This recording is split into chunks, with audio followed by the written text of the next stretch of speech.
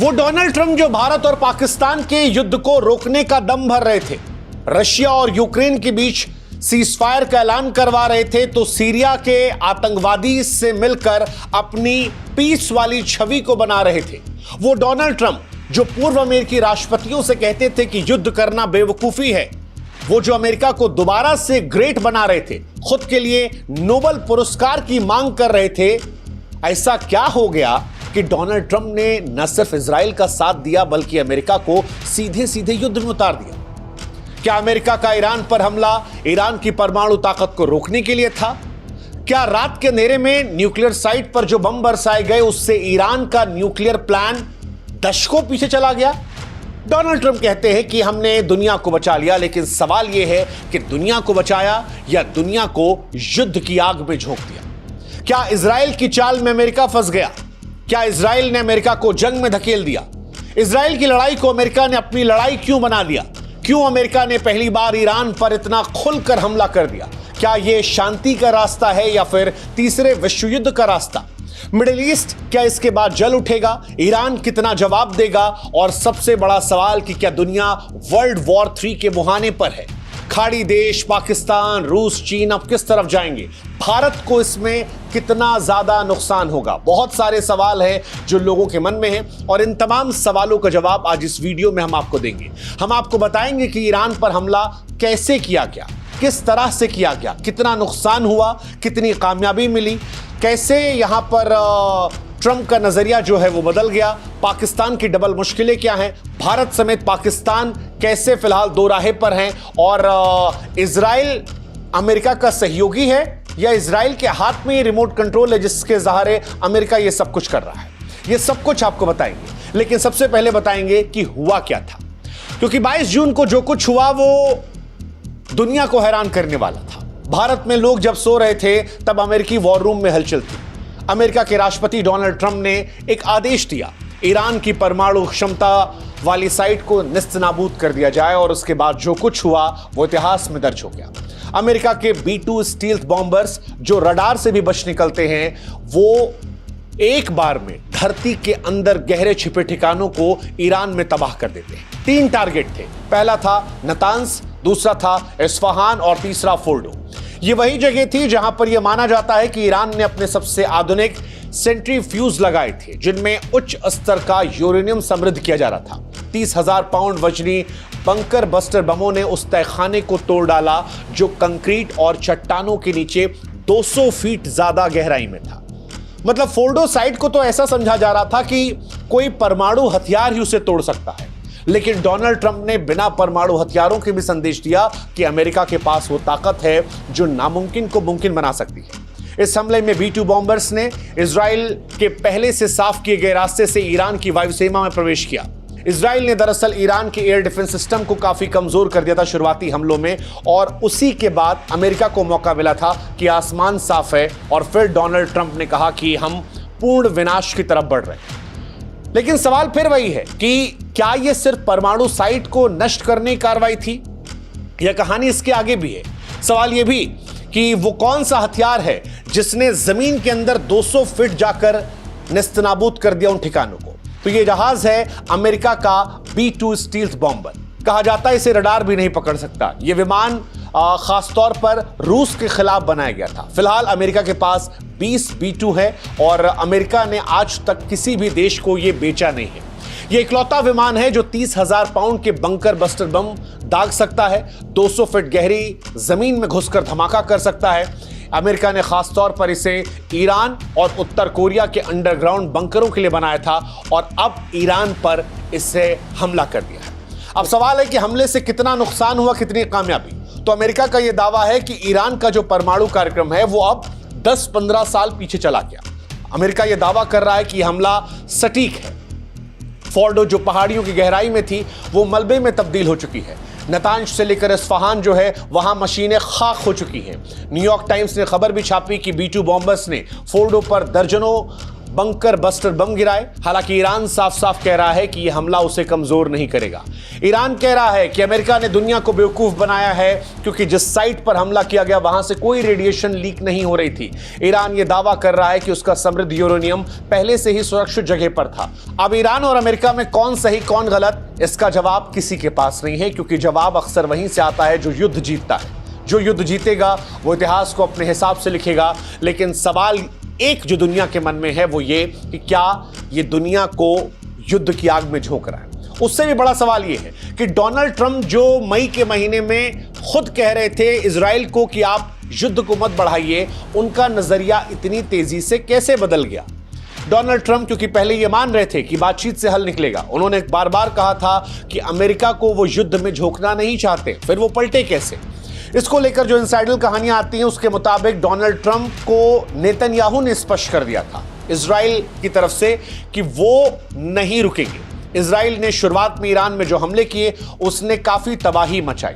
माना जा रहा है कि वो तबाही देखकर डोनाल्ड ट्रंप को लगा कि क्रेडिट उनके हिस्से से चला जाएगा, और इसी को लेकर डोनाल्ड ट्रंप ने फॉक्स न्यूज पर यह दावा किया था कि दुनिया नहीं जानती लेकिन इस ऑपरेशन में उनकी भूमिका भी बहुत बड़ी है। और इसी के बाद उन्होंने खुलकर इजराइल का साथ देना शुरू किया। जब डोनाल्ड ट्रंप को यह रिपोर्ट मिली कि इजराइल के हमलों से ईरान की परमाणु ताकत को नुकसान पहुंचा है तो वो और खुलकर मैदान में सामने आए, और उसके बाद 22 जून को सुबह सब कुछ हो गया। अब सवाल यह है कि जो हुआ उसके बाद ईरान क्या करेगा। ईरान खामोश नहीं बैठेगा, यह तय है। ईरान जवाब देगा, और ईरान ने जवाब देना भी शुरू कर दिया है। इजराइल पर हमले करना भी शुरू कर दिया है। ईरान के सुप्रीम लीडर अयातुल्लाह खमेनी ने साफ किया है कि यह हमला अमेरिका और इजराइल के लिए भारी पड़ेगा। जवाब सिर्फ सैन्य नहीं बल्कि रणनीतिक भी होगा। इसकी शुरुआत भी हुई है।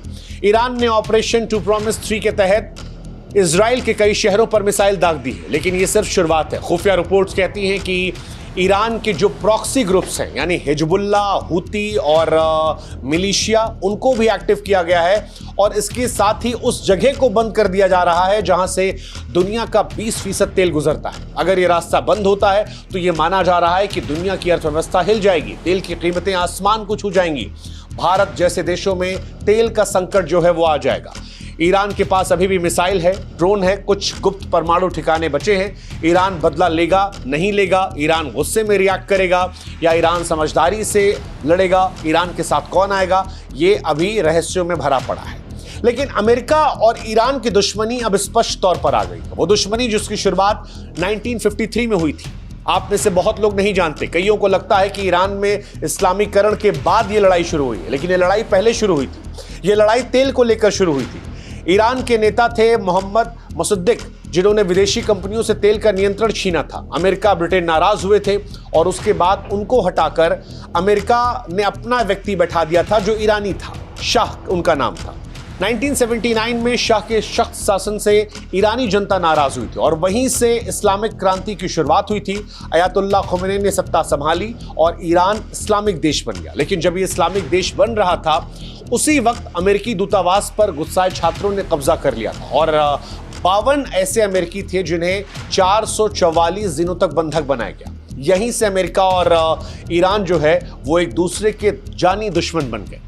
इसके अलावा परमाणु हथियारों का भी डर है। ईरान परमाणु कार्यक्रम पर काम कर रहा है और अमेरिका और उसके दोस्तों को डर है कि ईरान परमाणु बम न बना ले और मध्य पूर्व में ताकतवर न हो जाए। इसलिए अमेरिका ने ईरान पर सख्त आर्थिक पाबंदियां लगा रखी है। इसमें इजराइल का भी रोल है। इजराइल और अमेरिका करीबी दोस्त हैं, लेकिन ईरान और इजराइल की कट्टर दुश्मनी है। अमेरिका में यहूदी समुदाय का काफी प्रभाव है, इसलिए हमेशा वो इजराइल का साथ देता है, ईरान के खिलाफ खड़ा रहता है। इसके अलावा ईरान क्योंकि शिया मुस्लिम देश है, जबकि अमेरिका के दोस्त जो हैं सऊदी अरब या यूएई वो सुन्नी देश हैं। इनके बीच पहले से टकराव है। यमन, सीरिया, इराक जैसे देशों में अमेरिका और ईरान एक दूसरे से अप्रत्यक्ष तौर पर भिड़ते रहते हैं। लेकिन कुल मिलाकर अगर कहें तो ये लड़ाई तेल की है, सत्ता की है, परमाणु डर की है, इजराइल की है और मध्य पूर्व की सियासत को लेकर है, और उसी का सिलसिला यहां पर ही आया है। लेकिन सवाल यह कि डोनाल्ड ट्रंप को क्या मिला, क्योंकि डोनाल्ड ट्रंप तो शांति की बात कर रहे थे। वो 2012 में ट्वीट कर कहते थे कि ईरान पर हमला बेवकूफ़ी होगी, लेकिन आज वो हमला करवा रहे। पाकिस्तान ने नोबेल प्राइज के लिए उनका नाम दिया था, लेकिन अब उनका कदम शांति दूत वाली छवि पर सवाल उठा रहा है। अमेरिका में भी उनके समर्थक बढ़ गए हैं। कोई कह रहे हैं कि भाई अमेरिका फर्स्ट की जगह, अमेरिका ग्रेट की जगह आप इजराइल ग्रेट पे क्यों चले गए। डेमोक्रेटिक्स ने वॉर पावर एक्ट में बदलाव की मांग की है ताकि बिना कांग्रेस की मंजूरी के कोई भी राष्ट्रपति अमेरिका का कभी जंग में ना जा पाए। कुछ का यह कहना है कि इजराइल की खुफिया एजेंसी मोसाद ने डोनाल्ड ट्रंप को ब्लैकमेल भी किया है। शायद उनके पास एप्स्टीन फाइल्स के जरिए कुछ जानकारियां ऐसी हैं जो डोनाल्ड ट्रंप को परेशान कर सकती हैं। ये वही फाइल है जिसने दुनिया के तमाम दिग्गजों के राज खोले थे और उन्हें पूरी दुनिया के सामने एक्सपोज कर दिया था। इसके बारे में कभी और वीडियो बनाएंगे। लेकिन कुल मिलाकर कहानी यह है कि इजराइल जो चाहता था अमेरिका ने वो कर दिया। अब क्या ये ब्लैकमेलिंग में किया गया? क्या इजराइल ने उन्हें जंग में धकेला, या अमेरिका क्रेडिट चाहता था, या अमेरिका को भी डर था? ये सवाल बरकरार रहेंगे। सवाल ये भी कि डोनाल्ड ट्रंप अचानक से कैसे बदल गए, या डोनाल्ड ट्रंप यही है जिन पर आप कभी भरोसा नहीं कर सकते। वो जो कहते हैं, जो करते हैं, कई बार उनमें विरोधाभास होता है। इन सब के बीच सवाल यह भी कि अब दुनिया के बाकी देश किधर है, खासतौर पर खाड़ी देश, सऊदी अरब, यूएई, कुवैत, ये तमाम वो देश हैं जिन्होंने इजराइल हमले की निंदा की है। लेकिन अमेरिका से क्या वो लड़ाई लड़ेंगे, या अमेरिका के दबाव में वो चुप हो जाएंगे?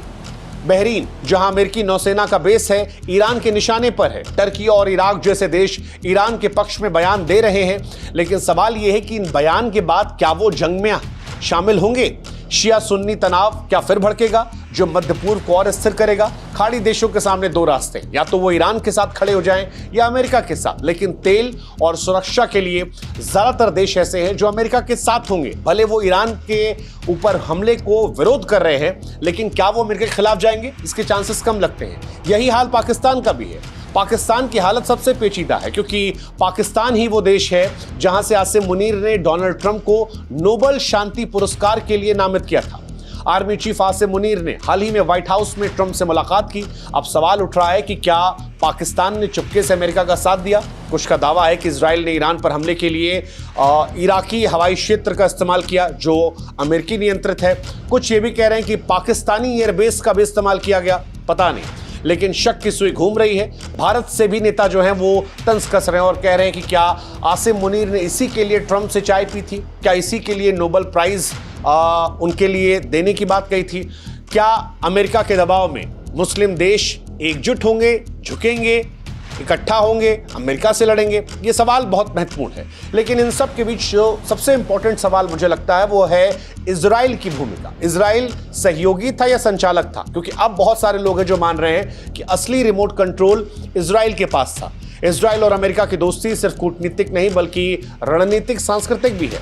अमेरिकी राजनीति में यहूदी लॉबी का बहुत बड़ा असर है। डोनाल्ड ट्रंप इजराइल के समर्थन में कई बार कदम उठा चुके हैं, जैसे यरूशलेम को राजधानी के रूप में मान्यता देना। लेकिन सवाल यही है कि इजराइल ने ट्रंप को इस वॉर में क्यों खींचा? नेतन्याहू कह तो रहे हैं कि आपने इतिहास बदल दिया, ये प्रशंसा है, लेकिन संकेत ये भी है कि असली रिमोट कंट्रोल क्या उन्हीं के पास था? ये सवाल बहुत बड़ा है और इजराइल का तो इसमें बहुत फायदा हुआ क्योंकि इजराइल जो इस जंग में अकेला लग रहा था, अब उसे दुनिया की सबसे बड़ी ताकत का साथ मिल गया। भारत अभी भी तटस्थ भूमिका में है। भारत जैसे देश अभी भी शांति की अपील करेंगे, लेकिन उनका स्वर क्या इस वर्ल्ड पॉलिटिक्स में, इस बॉम्बार्डिंग के बीच सुनाई पड़ेगा? यह अपने आप में एक बहुत बड़ा सवाल है। कुल मिलाकर इतना कह सकते हैं कि डोनाल्ड ट्रंप का ईरान पर हमला एक बहुत बड़ा हिस्टोरिकल मूवमेंट है। इतिहास इसे अच्छे बुरे किस तरह से देखेगा ये वक्त बताएगा, लेकिन अभी करंट टाइम पे ये बात स्पष्ट है कि इसने दुनिया को युद्ध की आग में झोंक दिया है। डोनाल्ड ट्रंप की छवि को नुकसान पहुंचाया है। वो डोनाल्ड ट्रंप जो शांति के स्थापक बन रहे थे, अब युद्ध करने वाले नेता के तौर पर देखे जा रहे हैं। ये भी सच है कि ईरान खामोश नहीं बैठेगा, ईरान लड़ेगा। इसका असर दुनिया पर भी पड़ेगा, चाहे वो तेल की कीमतों के जरिए हो, वैश्विक अर्थव्यवस्था हो, और इसका असर भारत में भी हमारी जिंदगी पर पड़ेगा। लेकिन सवाल जो इंपॉर्टेंट है वो यही कि क्या ये इजराइल का युद्ध था जिसे अमेरिका ने अपना बनाया? क्या ट्रंप ने नोबेल पुरस्कार गवा दिया? क्या दुनिया जंग के मुहाने पर बढ़ गई है, या अभी भी ये जंग संभाली जा सकती है? हम और आप एक नाजुक मोड़ पर खड़े हैं जहां पर डिप्लोमेसी और डीएस्केलेशन शायद एकमात्र रास्ता है अगर दुनिया को बर्बादी से बचना है। लेकिन जब इतिहास लिखा जाएगा तो ट्रंप का यह फैसला या तो साहसिक कदम के तौर पर याद किया जाएगा, या उस चिंगारी के तौर पर जिसने दुनिया को जंग की आग में झोंक दिया। अब दुनिया को यह तय करना है कि हम शांति की ओर बढ़ेंगे, युद्ध की गहराई की ओर बढ़ेंगे। जवाब का वक्त आ गया है, समय बहुत कम है। समय यह तय करेगा कि दुनिया बर्बादी की तरफ गई या इस कदम से शांति बनी। ये सब कुछ अब ईरान और अमेरिका इजराइल वॉर पर निर्भर करता है। क्या दुनिया कूदेगी? इस खबर को आप कैसे देखते हैं? इस जंग में आप किसकी तरफ हैं? आप किसे सही गलत मानते हैं और क्यों मानते हैं? ये सारी बातें आप भी कमेंट सेक्शन में लिख सकते हैं। और अगर किसी और विषय पर आप चाहते हैं कि हम उस पर वीडियो बनाएं तो वो भी आप कमेंट सेक्शन में जानकारी के जरिए बता सकते हैं।